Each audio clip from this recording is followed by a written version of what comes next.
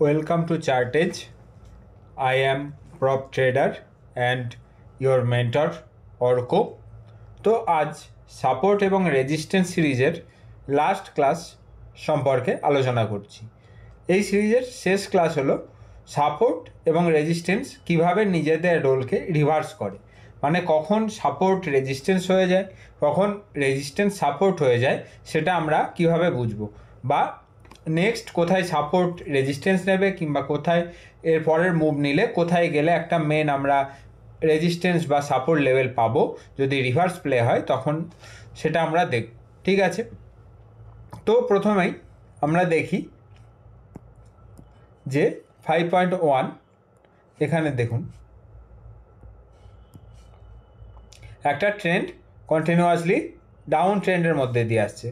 Down ট্রেন্ডের মধ্যে দিয়ে এসে কোনো একটা জায়গা পয়েন্ট এ থেকে ধরলাম যে ওপরের দিকে উঠলো, তার মানে কি হলো, পয়েন্ট এটা একটা ইমিডিয়েট সাপোর্ট তৈরি হলো। পয়েন্ট এর থেকে ওপরে উঠলে যখন নিচের দিকে নামবে তখন সাপোর্ট কোথায় নেবে, এই পয়েন্ট এতে সাপোর্ট নেবে। ঠিক আছে, এই পয়েন্ট এতে সাপোর্ট নিল, এর পরের বার দেখলাম আবার উঠলো, কিন্তু যখন উঠবে তখন রেজিস্ট্যান্স কোথায় নেওয়া উচিত, আগের যে পুল ব্যাকের যে ওপরের যে পয়েন্টটা পেয়েছিলাম এখানে আমাদের রেজিস্ট্যান্স নেওয়া উচিত। কিন্তু যদি এখানে যদি রেজিস্ট্যান্স না নেয়, তার আগের থেকেই যদি নিচের দিকে নেমে আসে, তার মানে কি ট্রেন্ডটা আরও উইক হচ্ছে। মানে আগে ওপরে কোনো একটা হাই ছিল, তার থেকে নিচে লোয়ার হাই বানিয়েছে, তারপরে থার্ড হাই যেটা বানানো সেটা আরও লোয়ার হাই। তার মানে ডাউ থিওরিতে আমরা কী বলেছিলাম, যখন একটা ট্রেন্ড স্ট্রং হবে তখন হায়ার হাই হায়ার লো বানাবে, এবং যখন একটা ডাউন ট্রেন্ড স্ট্রং হবে তখন লোয়ার হাই লোয়ার লো বানাবে। এখানে আমরা দেখলাম লোয়ার লো বানালো, তখন এখানে আমাদের সাপোর্ট জোন কোনটা থাকবে, এ, যেটা আমাদের সাপোর্ট জোন থাকবে। কিন্তু সেই এ পয়েন্টে যদি সাপোর্ট না নেয়, সেটা যদি নিচের দিকে ব্রিজ করে যদি নিচের দিকে নেমে আসে, ঠিক আছে, তাহলে যখন মার্কেট যখন ওপরের দিকে উঠবে, এই যে নিচের দিকে নামার পর যদি আবার ওপরের দিকে ওঠে, তাহলে কোথায় মার্কেট পুল ব্যাক নেবে, মার্কেট পুল ব্যাক নেওয়া উচিত এখানে পয়েন্ট এতে।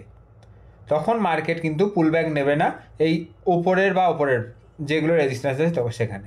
তখন মার্কেটটা কোথায় পুল ব্যাক নেবে, এই যে এ পয়েন্ট, এখানে মার্কেট কিন্তু পুল ব্যাক একটা নিতে পারে। কারণ কি, এখানে কন্টিনিউয়াসলি ডিমান্ড একটা জোন ক্রিয়েট হয়েছিল, তারপর সেই ডিমান্ড জোনটাকে এখানে যেহেতু আর কোনো ডিমান্ড ছিল না, সেহেতু বাজার নিচের দিকে এসে গেছে। বাজারকে নিচের দিকে কারা এনেছে, যারা সাপ্লাই বা বেয়ার তারা এনেছে বাজারকে নিচের দিকে। ঠিক আছে, তারপর যদি সাপ্লাই সাইড একটু উইক হয় এবং ডিমান্ড যদি আবার ফিরে আসে, তাহলে সেই ডিমান্ড যখন এ পয়েন্টের কাছাকাছি যাবে তখন কি করবে, আগে যারা হোল্ড করে রেখেছিল বা ওপরের লেভেলে যারা সেল করেছিল বা নিচের লেভেলে যারা সেল করেছিল, সবাই এখানে সেইগুলোকে কাটবে। ঠিক আছে, এবং তারা যারা এই সব জায়গায় ধরে বসেছিল বা হোল্ড করেছিল, তারা এইখানে কিন্তু এক্সিট করে বেরিয়ে যাবে। এক্সিট করে বেরিয়ে যাওয়ার ফলে কী হবে, এখানে ডিমান্ডটা উইক হয়ে যাবে। কারণ কি, আগের লেভেলে হোল্ড করছে, মার্কেট কন্টিনিউয়াসলি নিচে আসছে।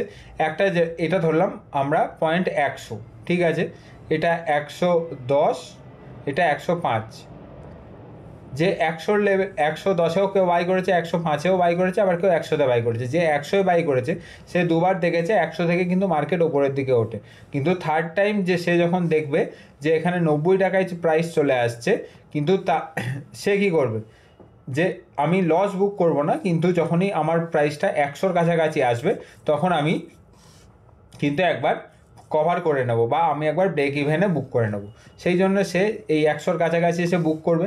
100-র কাছাকাছি আসলে যখন যদি ডিমান্ড তখন উইক হয়, তাহলে কি হবে, এখান থেকে একটা পুল ব্যাক নিয়ে আবার মার্কেট কিন্তু নিচের দিকে আসবে। ঠিক আছে, এবং মার্কেট যদি নিচের দিকে আসে তখন ইমিডিয়েট রেজিস্ট্যান্স কোথায় হবে, ইমিডিয়েট রেজিস্ট্যান্স হবে কিন্তু এই যে 90-এর লেভেল।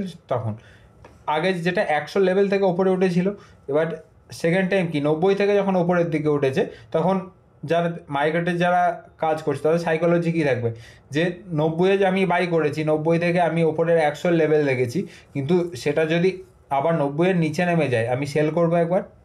ঠিক আছে, আবার যারা ওপরের লেভেলে যারা সেল করেছে বা শর্ট করেছে তারা এখানে আসলে একবার কভার করবে, কারণ দেখেছে এখান থেকে একটা পুল ব্যাক নিয়েছিল আগে 90 থেকে, ঠিক আছে, এই সাইকোলজি নিয়ে। তার মানে কি হবে, সাপোর্ট বিকাম রেজিস্ট্যান্স। পরের এক্সাম্পলটা এটারই একটা এক্সটেন্ডেড এক্সাম্পল, সেটা আমরা একটু ইন ডিটেলস আর একটু ভালো করে দেখি। Support reverse its role to resistance on the way back up. মানে কি, কন্টিনিউয়াসলি আমরা দেখছি এ পয়েন্ট থেকে নিচের দিকে এলো, ঠিক আছে, এ পয়েন্ট থেকে নিচের দিকে এলো, আবার একটা পয়েন্ট বানালো বি, ঠিক আছে, বি পয়েন্ট থেকে ওপরের দিকে ওঠার চেষ্টা করলো, ওপরের দিকে কিন্তু এ পয়েন্ট পর্যন্ত কিন্তু উঠতে পারলো না, তার নিচের থেকেই কিন্তু আবার ঘুরে গেল। নিচের থেকে যদি ঘুরে যায়, প্রথম এটা সাপোর্ট নেওয়ার চেষ্টা করবে বি পয়েন্টে, ঠিক আছে, কিন্তু যেহেতু এখানে ধরলাম আমরা সাপ্লাই খুব বেশি ছিল, সেই জন্য বাজার আরও নিচের দিকে এসছে, ঠিক আছে। যদি তারপর বাজার যদি নিচের দিকে এসে একটা পয়েন্ট বানালো C, this is the C point, C থেকে যদি ওপরের দিকে তখন পুল ব্যাক হয়, আমরা কি একটু আগে আলোচনা করলাম, যদি এখানে যদি কোনো জায়গায় পুল ব্যাক হয় তাহলে ওপরের দিকে রেজিস্ট্যান্স নেবে এ পয়েন্টে, ঠিক এখানে সি থেকে এখানে আমরা দেখতে পাচ্ছি রেজিস্ট্যান্স নিচ্ছে কিন্তু আগের যে পয়েন্ট বি পয়েন্ট সেখানে, ওকে, আগের যে পয়েন্টটা আমরা বি দেখলাম সেখানে কিন্তু একটা রেজিস্ট্যান্স নিচ্ছে, ঠিক আছে, এই জায়গাটা কিন্তু আমরা একটা রেজিস্ট্যান্স নিচ্ছে দেখছি, ঠিক আছে। এবার রেজিস্ট্যান্স যখন নিল, তারপর যদি আবার নিচের দিকে আসে তখন আবার কোথায় সাপোর্ট নেবে, আগে যেখান থেকে ওপরে উঠেছে সেখানেই কিন্তু সাপোর্ট নেবে। আমরা সাপোর্ট আর রেজিস্ট্যান্সে কী দেখেছি, যেটা নিচে একটা দেওয়াল এবং মেঝে এর মধ্যে পিং পং খেলা হয়। এবার নিচেরটা হলো সাপোর্ট, ওপরেরটা রেজিস্ট্যান্স। এবার নিচের যে লেভেল সেটা হলো সি, সিতে এসে আবার সাপোর্ট নেবে, সাপোর্ট নিয়ে ওপরের দিকে আবার ওঠার চেষ্টা করবে, ওপরের দিকে ওঠার চেষ্টা করবে এবং তখন রেজিস্ট্যান্স কোথায় নেবে, বিতে। এখানে যদি ডিমান্ড আরও বেশি থাকে এবং সাপ্লাই যদি কম থাকে তাহলেই এটাকে ব্রেক করে ওপরের দিকে উঠতে পারবে, এবং যদি এখানে যদি ডিমান্ড কম থাকে এবং সাপ্লাই যদি বেশি থাকে তখন এটা কিন্তু আবার নিচের দিকে চলে আসবে। এইটাকে কি বলা হয়, রেজিস্ট্যান্স। আগে এটা সাপোর্ট হিসাবে কাজ করেছিল, এখন এটা রেজিস্ট্যান্স হিসাবে কাজ করছে, ঠিক আছে। এবং এর পরের এক্সাম্পলটা আরও ইন ডিটেলসে আমরা বুঝতে পারবো, ঠিক আছে। এবং এখান থেকে আমরা লাইভ মার্কেটের এক্সাম্পলে গিয়ে দেখব। মার্কেট একটা কন্টিনিউয়াসলি ডাউন ট্রেন্ড এসছে, পয়েন্ট বানিয়েছে এ, তারপর একটা পয়েন্ট আবার একটা নিচের একটা জায়গা থেকে পুল ব্যাক নিয়েছে, সেখানে পয়েন্ট বানিয়েছে বি, এবং সেখান থেকে আরও নিচের দিকে এসছে, তখন পয়েন্ট বানিয়েছে সি, ঠিক আছে।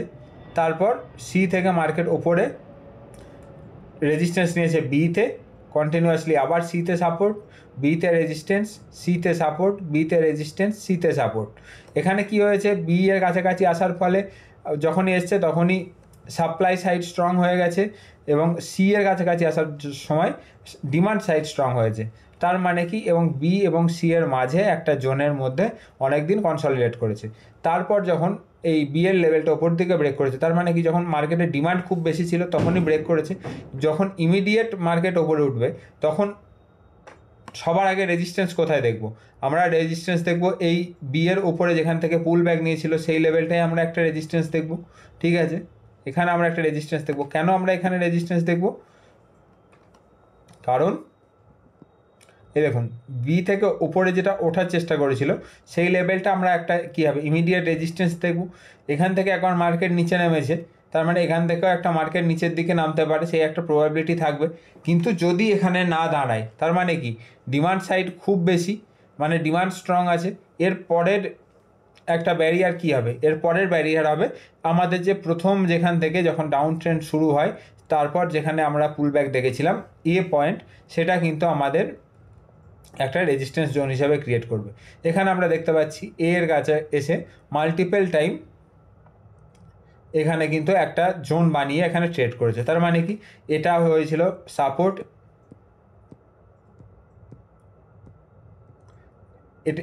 এটা ছিল সাপোর্ট, কিন্তু এখানে এটা কিন্তু হয়েছে রেজিস্ট্যান্স, এটা কিন্তু রেজিস্ট্যান্স হিসাবে প্লে হচ্ছে, ঠিক আছে। এবার তার মানে কি হলো, সাপোর্ট বিকাম রেজিস্ট্যান্স, প্রিভিয়াস যেটা সাপোর্ট ছিল এটা কিন্তু রেজিস্ট্যান্স হবে, ঠিক আছে। আবার একটা ইন্টারেস্টিং জিনিস আমি আপনাদের দেখাই, যখন এই রেজিস্ট্যান্স লেভেলটাকে ব্রিজ করে ওপরের দিকে উঠবে, এই রেজিস্ট্যান্স লেভেলটা যখন ব্রিজ করে ওপরের দিকে উঠবে, তারপর যদি নিচের দিকে নামে, এটা কিন্তু খুব ইম্পর্টেন্ট জিনিস। একটা রেজিস্ট্যান্স লেভেল যদি ওপর দিকে উঠে তার যদি নিচের দিকে নামে, তাহলে ইমিডিয়েট পুল ব্যাক বা সাপোর্ট কোথায় হবে? সাপোর্ট হবে আগের যে রেজিস্ট্যান্স লেভেল ছিল সেখানে কিন্তু পুল ব্যাক হবে। এটাকে বলা হয় রিটেস্ট টু দ্য রেজিস্ট্যান্স বা ব্রেকআউট রিটেস্ট। এটাকে কি বলা হয়? Breakout retest, break out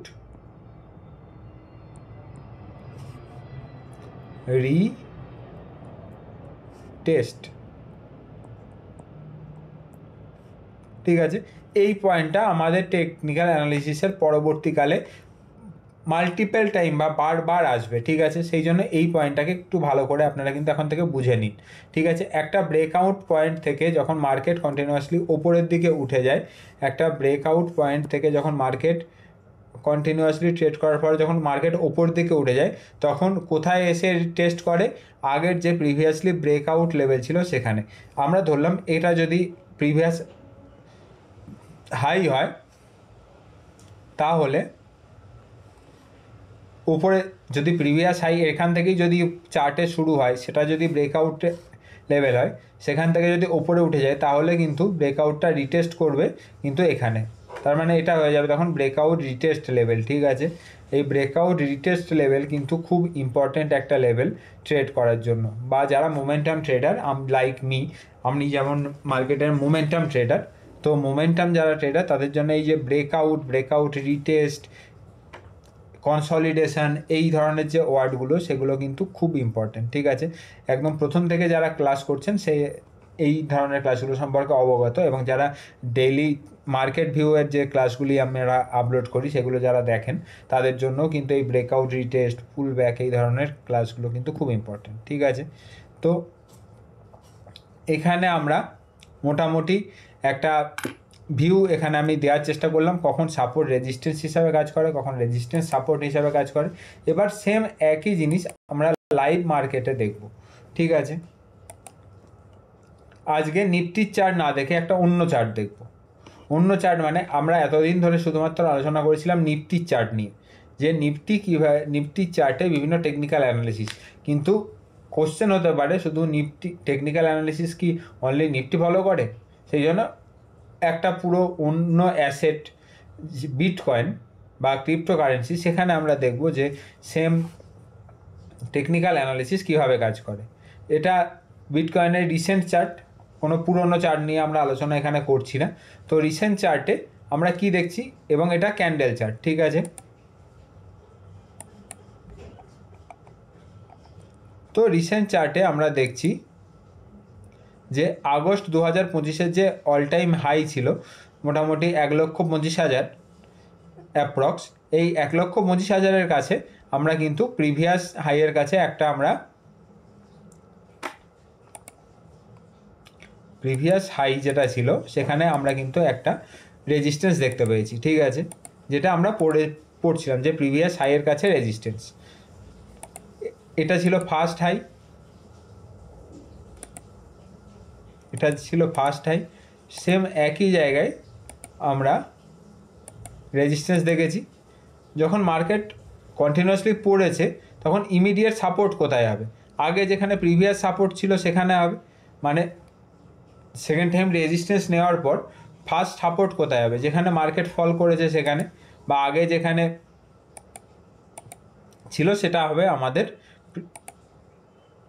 previous support. কারণ আমরা আমাদের সাপোর্ট অ্যান্ড রেজিস্ট্যান্স আইডেন্টিফায়ার একদম ফার্স্ট রুল কী ছিল? প্রিভিয়াস হাই এবং লোকে আমরা সাপোর্ট হিসাবে দেখব। তো এই দুটো ছিল আমাদের প্রিভিয়াস লো, এবং ইমিডিয়েট যেদিন মার্কেটে খুব বড় ফল আসে, 7% 8%-এর ফল আসে, মানে অলমোস্ট 10%-এর ওপরে ফল ছিল, সেদিন কিন্তু প্রিভিয়াস লো থেকেই কিন্তু লোয়ের আশেপাশ থেকেই কিন্তু ঘুরে গেছে। ঠিক আছে, এই যে হলো। তারপর মার্কেট এখান থেকে যখন পুল ব্যাক নিয়েছে, ওপরে কোথায় উঠেছে? উপরে উঠেছে এই দেখুন,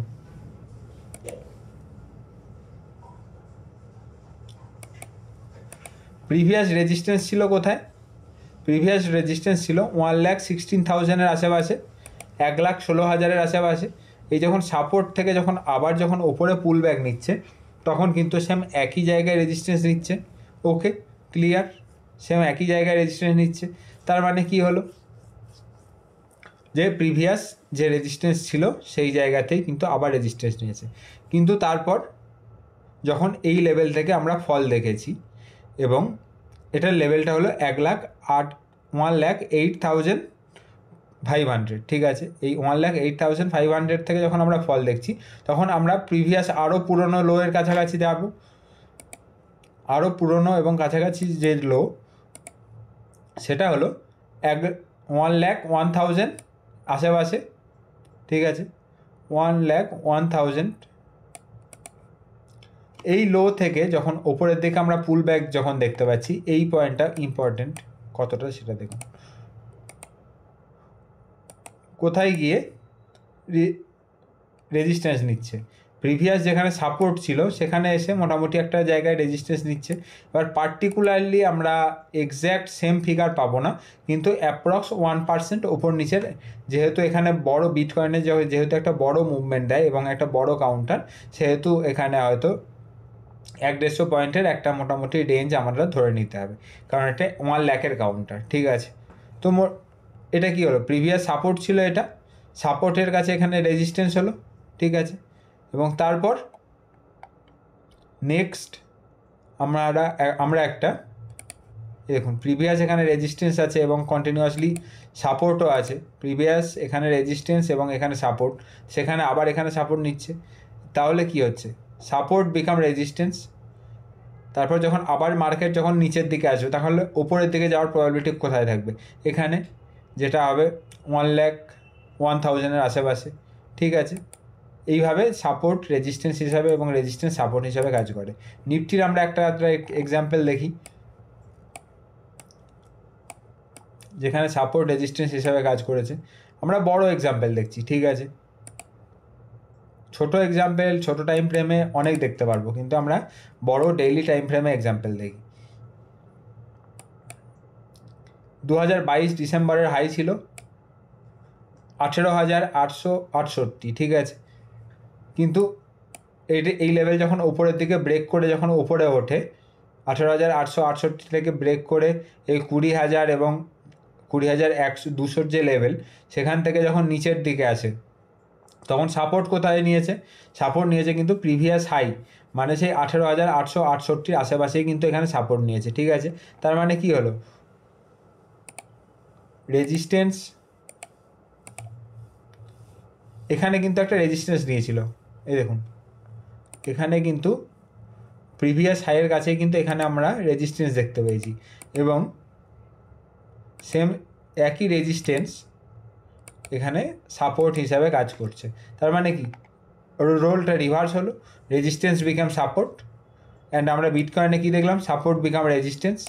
সেম জিনিস আমরা অন্য জায়গাতেও আরও এক্সাম্পলে দেখতে পারি। এখানে যখন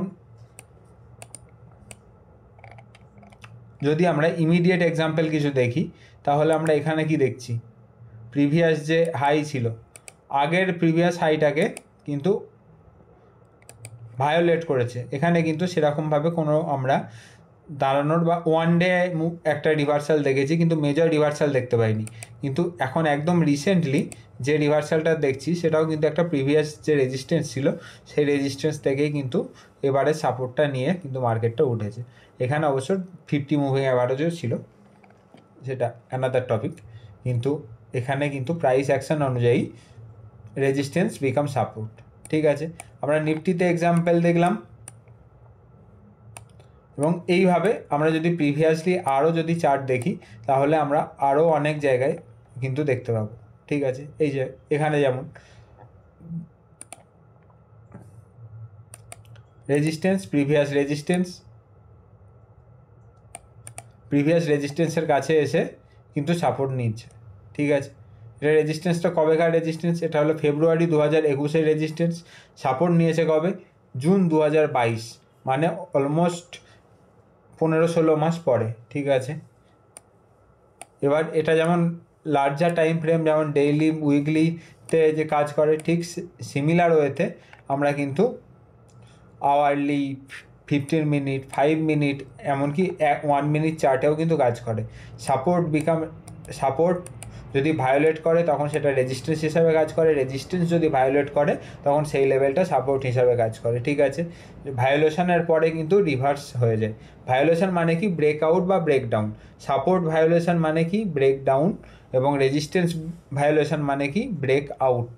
ব্রেকআউটের পর সেই জায়গাটাকে যখন এটা কি? রেজিস্ট্যান্স ভায়োলেট করলো মানে ওপরের দিকে উঠলো, এটা হলো ব্রেকআউট। ব্রেকআউটের পর যদি আবার সেই জায়গায় আসে তাহলে কি হবে? ব্রেকআউট রিটেস্ট, বা এখানে আমরা breakout become resistance become support. ঠিক আছে, এটা খুব ইম্পর্টেন্টলি কাজ করে। এবং অপর দিকে যদি বিটকয়েনের চার্টে আমরা কি দেখলাম, যে সাপোর্ট যদি ভায়োলেট করে, এখানে এটা ছিল একটা ইম্পর্টেন্ট সাপোর্ট, সেটাকে যখন ভায়োলেট করলো তখন সেই সাপোর্টটা বিকাম রেজিস্ট্যান্স। ঠিক আছে, তো আজকের মতো ক্লাস এখানেই কমপ্লিট করছি। আমরা সাপোর্ট অ্যান্ড রেজিস্ট্যান্স সিরিজের লাস্ট ক্লাসে একটা ইম্পর্টেন্ট এবং অ্যাডভান্স জিনিস শিখলাম, কখন সাপোর্ট রেজিস্ট্যান্স হিসাবে এবং কখন রেজিস্ট্যান্স সাপোর্ট হিসাবে কাজ করে। এবং আশা করব এটি প্রত্যেকে, আপনারা যে চার্টগুলি ফলো করছেন বা যে 5টি চার্ট একদম শুরুর দিনে নিয়েছেন, সেই 5টি চার্টের মধ্যেই স্ট্রিক্ট থাকবেন এবং সেখানে টেকনিক্যাল অ্যানালিসিস প্র্যাকটিস করে আমাকে পাঠাবেন। এবং যদি আমাকে নাও পাঠান, আপনারা আপনাদের কাছে রিজার্ভ করে রেখে দিতে পারেন। ঠিক আছে, এবং প্রতিটা ক্লাস মন দিয়ে পুরোটা করছেন। আজকের মতো ক্লাস এখানেই শেষ করছি। সবাই ক্লাস যদি ঠিকঠাক বুঝতে পারেন, তাহলেও না বুঝতে পারেন আমাকে কমেন্টে অবশ্যই জানাবেন এবং সাবস্ক্রাইব করবেন। বাই, কালকে আবার দেখা হচ্ছে।